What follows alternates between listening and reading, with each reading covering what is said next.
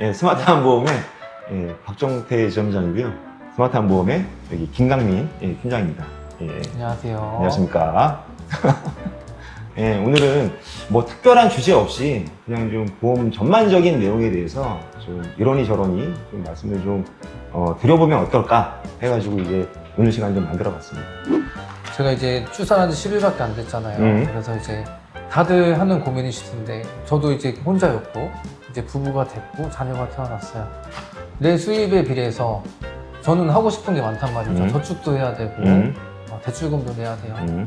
근데 애기 보험, 재보험 또 유지도 해야 되겠죠. 그래서 적정한 보험료를 찾고 싶었어요, 저는. 한 일반적으로 10% 정도로 본다. 예, 교과서에 나와 있는 내용이에요. 10%는. 예, 근데 이게 무조건 10%다라는 건 아니고 교과서에 나와 있는 게 그렇다라는 거고 일반적으로 사람마다 건 바이 건으로 다 다르다. 우리 그 PD님은 그러면은 지금 이제 올해 30 되셨는데 보험료가 몇 프로 정도? 10%가 안 될 것 같아요. 10% 안 돼. 그러면 10% 안 되면 6%? 7%? 거의 그 정도에 가까운. 오직 그 정도? 그럼 굉장히 타이트하게 가져가시는 거네요. 그런 것 같아요. 근데 지금 30살인데 내 버는 소득의 한 7%라고 그러면 출발은 되게 양호한 거예요. 일반적으로 30살 정도 되면은요, 옛날에 엄마 아빠가 들어준 보험 아니면은 너 지금까지 이거 안 들으니까 그냥 엄마가 들어줄게 해가지고 강제적으로 그냥 이제 처음에 엄마가 돈을 내주면서 이렇게 들어주는 보험에는 잘 없어요. 보험을 나쁘지 않게 하고 있어요. 예, 맞아요. 근데 이제 그 보험도 이제 나쁘게 하고 있는지 아닌지는 까봐야 되는 거지. 딱 막상 딱 봤는데 또 이상하게 또 가입을 할 수도 있는 거니까. 예. 보험에 그런 게 있어요. 그때는 맞지만 지금은 틀린 거. 그러니까 그 당시에 가입할 때는 맞았지만 지금은 틀린 거야. 다른 게 아니고 틀린 거예요. 그러면 틀린 거는 다시 바꿔야 되잖아요. 예, 그러니까 보험이 그때는 맞지만 지금은 틀린 것들이 되게 많아요. 그리고 우리 그 팀장님 같은 경우에는 지금 이제 그 최근에 또 출산을 해가지고 예, 아마 또 태아보험 관련해서는 아마 더더욱 더 좀 와닿는 게 되게 많을 거야. 그죠? 예. 근데 그 보험은 얼마짜리 가입했어요? 팀장님 같은 경우에? 복합 설계로 했어요. 어. 딱 필요한 것만 이 회사와 이 회사의 장점을 둘을 섞어서 어렸을 때 그래 좋은 회사 쪽으로 가서 보장을 받아야지. 원래 보험 왜 들어요? 그치. 제가 보상을 받으려고 보험 가입하는 거잖아요. 월보험료를 꼬박꼬박 내고 근데 어렸을 때는 이 회사가 좋대. 이 회사에 최소보험료를 들어요.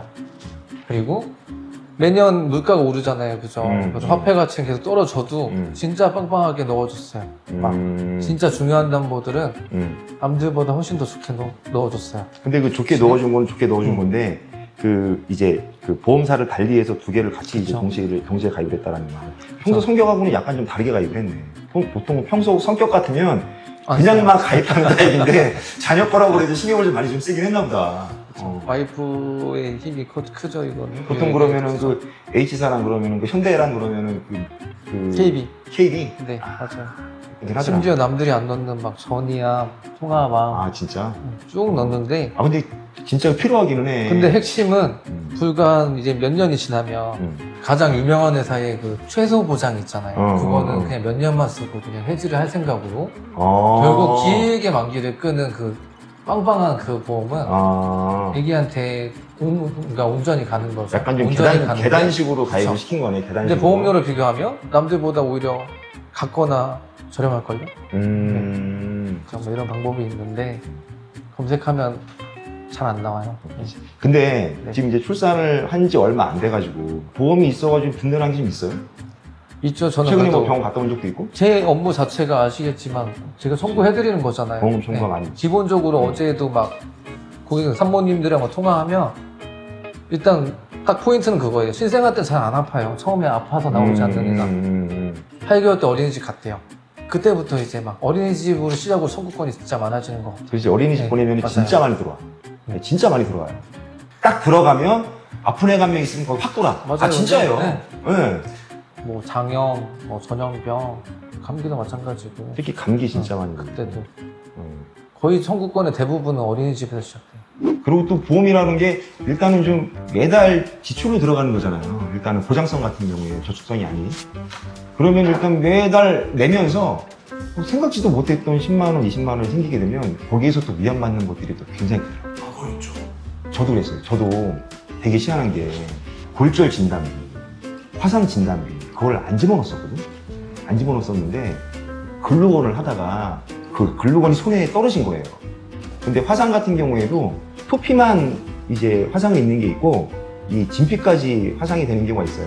근데 진피까지 화상을 입어야지만 화상 진단비가 나가거든.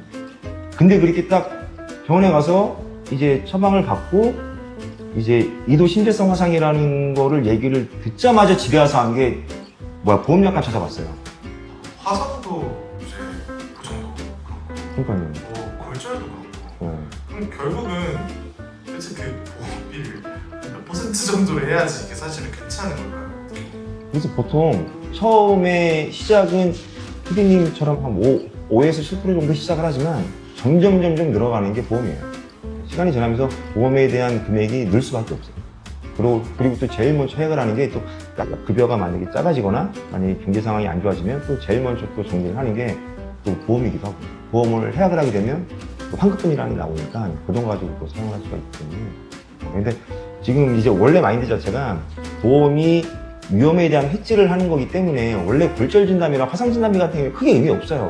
근데 다만 보험을 들어놓고 그런 일이 발생을 했을 때에는 첫 번째로 찾게 되는 게 그런 거다. 예, 그래서 기본적으로 저는 그냥 금액이 크지 않다라 그러면 좀 넣어주는 게 그냥 좀 좋지 않을까. 맞아요. 그리고 저도 연장선으로 이거 다른 얘기긴 한데 저도 운전하면서 요새 이 생각 저 생각 하거든요. 보험일을 하고 있지만 태아보험은 왜 홈쇼핑 광고 같은 데 안 나올까? 요새 저 TV 막 보다 보면 그치. 보험 상품이 막 광고를 하잖아요. 그리고 보면 중요한 담보만 계속 어필하잖아요. 거기에 막 골절 얼마, 막 화상 얼마 이런 거 잘 얘기 안 하거든요. 뭐 수술비, 입원비 막 이런 것만 얘기한단 말이에요. 그럼 눈에는 딱 보이잖아요. 아, 쟤네가 제일 중요한 담보구나. 애기보험도 마찬가지고. 근데 왜 태아보험은 왜 홈쇼핑 광고를 안 할까? 생각을 해봤죠. 답은 뭐 찾아서 알고는 있지만 회사에서는 청구권이 많으면 손해잖아요. 일단 저희 성인들만큼 뭐 보험료를 받아서 청구를 하면 또 돈이 많이 나가겠죠. 그게 크게 이익이 나오지 않아요. 그래서 그렇게 또 광고를 하지 않아도 가입이 되니까. 네, 가입이 되니까. 예, 그쵸. 근데 태아보험은 진짜 위험률이 높아요. 엄청 높아요. 예, 그리고 이게 일반적으로 그냥 뭐 암보험이나 뭐 다른 거보다 태아보험이 그 손해율이 좀 커요. 예, 집중적으로 출산을 해서 한 5살까지 병원에 많이 가는 시기이기 때문에 손해율이 굉장히 커요. 그 태아보험을 가입을 하는데 보통 보험에서 잘 모르시니까 한 보장 내용이 몇 개가 들어갈 것 같아요? 태아보험 몇 개라고 하면 좀 사실 가늠은 잘 안 가긴 대략적으로 담보가 한 400개 정도 돼요. 네? 400개 정도 돼요. 40개라고 생각해요. 400개 정도 되는데 근데 그 여러 가지 담보를 보면요 위험률이 다 다르고 손해율이 다 달라. 근데 그런 손해율을 매년 그 정산을 해가지고 이 담보는 손해율이 작년에는 이런데 올해는 이렇다. 그거를 계속 평가를 하거든요.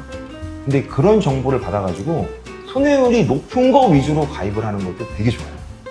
아픈 것만 찌르는 거지. 그러니까 예를 들어서 만약에 뭐 어떤 보험사에 예를 들어서 뭐 입원비 같은 경우에도 1일서부터 180일, 1일서부터 30일, 1일서부터 10일 그런 게 전부 다 나눠지거든요. 근데 그 중에서 손해율이 높은 것만 가입을 해도 돼요. 그러니까 손해율이 높은 건 상대적으로 보험료가 비싸요.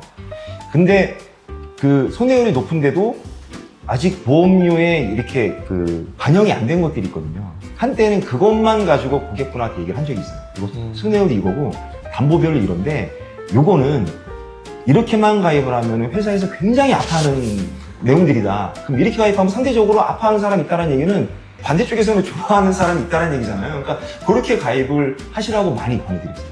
지금은 그렇게 안 하시는 이유가 지금도 해요.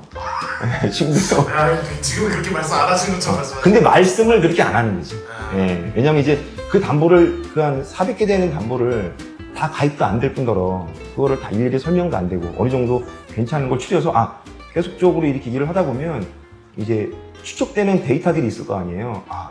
일반적으로 이렇게 가입을 했을 때 가장 문제가 안 되고 가장 보상이 좋더라. 이제 그런 것들 위주로 이제 딱 말씀드리죠.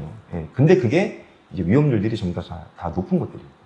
예. 자, 오늘은 그 약간 좀 내용이 뭐 중구난방으로 이제 말씀드린 면이 없지 않아 있는데 오늘 이제 그 새아빠 같은 경우는 굉장히 좀 피곤하기도 하고 그다음에 이게 또 어떻게 보면 중구난방이지만 굉장히 또 중요한 내용이기도 합니다. 예, 또 보험을 여러 가지 또 굉장히 또 다양하게 가입을 할 수 있는데도 불구하고 중요한 것들을 딱 선택을 해서 가입을 해야 된다. 그래서 그런 것들에 대해서 말씀을 좀 드렸습니다. 그래서 오늘은 그냥 특별한 주제 없이 보험은 전반적으로 이렇다.